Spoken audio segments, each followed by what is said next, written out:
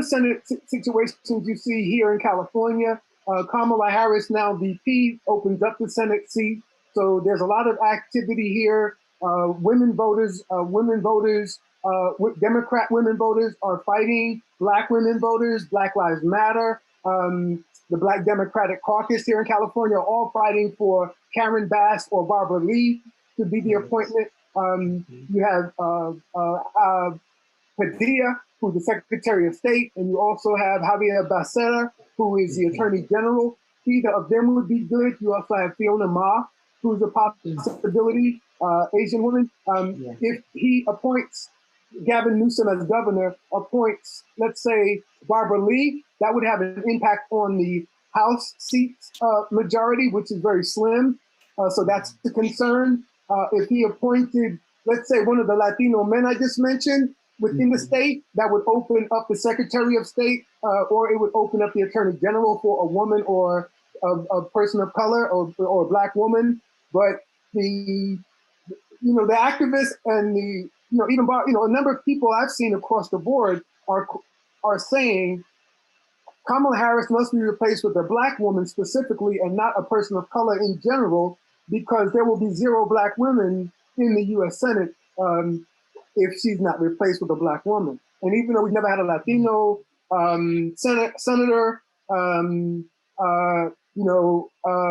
there's a number of seats that again, Gavin Newsom would be able to sort of scramble depending upon how he decides to respond. But he's getting a lot of pressure. There's been a number of news reports on the pressure on Gavin Newsom because he's going to upset some part of his constituency. And that's why the best bet might be to go for the 2 seats in one by appointing, people may not want to hear this, one of the Latino men in the state, and that would take him out of the state. You don't lose anything in the national legislature. And then Gavin Newsom still has power within the state to elevate a woman of color, a Black woman, as Attorney General, which would replace the other seat that Kamala Harris had before she left the state of California to go to Washington. So that would be a concession.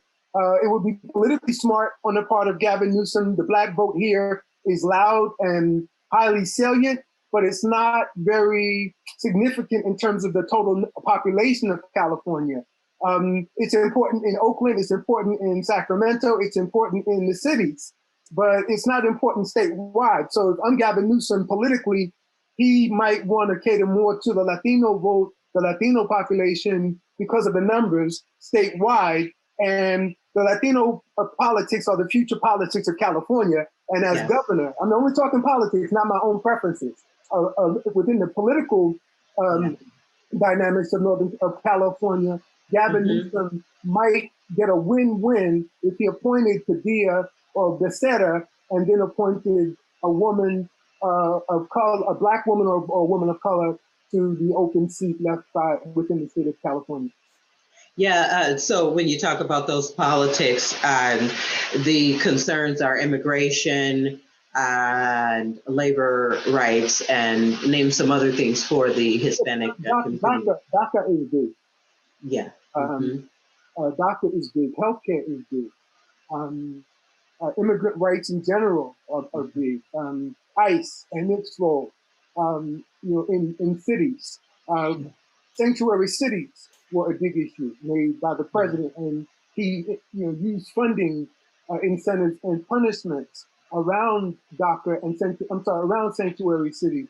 So there are a number of issues, and you saw Biden right away. One of his first appointments was of a Cuban American to the head of the Department of Homeland Security, who comes from the bottom, who has a real sensitivity for these issues, and will therefore, I think, come up with some actual solutions, if any can be constructed, within the apparatus of state and the private sector. So this is a positive sign.